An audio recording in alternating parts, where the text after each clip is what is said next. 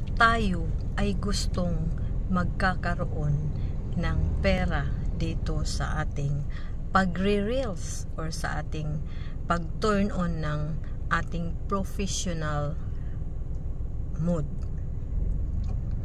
Siyempre, magkakapera tayo kung ang ating mga videos ay mapansin ni Boss Meta at malagyan ng mga ads.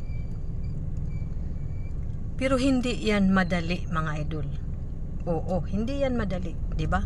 Kung gusto tayong magkaroon ng stars, kailangan umabot ng 1K ang ating followers.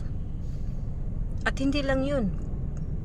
Kasi pag magkaroon na tayo ng stars, hindi naman diretso-diretso na pera na yan. Kasi kung walang magbibigay sa atin ng stars,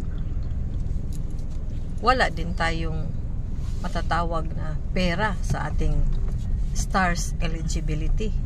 At hindi din natin yan makukuha ang stars natin kung hindi aabot ng $100 ang ating makukuha na stars or matatanggap na stars or 10,000 stars. Ganun pa man, magkaka-ads na ang ating in-stream ads. Maligible tayo sa in-stream ads kung aabot tayo ng 5K followers at 60K minutes views.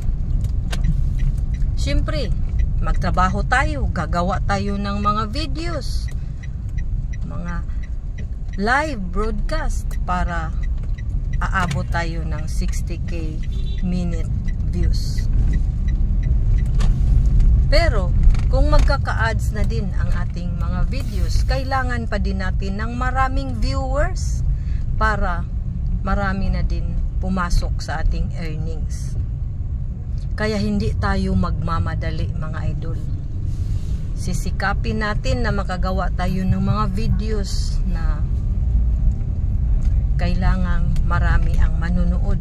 Gagawa tayo ng mga content na hahanapin tayo ng mga tao at sila mismo ang magpa-follow sa atin kasi nagustuhan nila ang ating mga videos or ang ating content. At syempre, patuloy, consistent tayong mag-upload ng mga videos araw-araw. At mag-engage din tayo.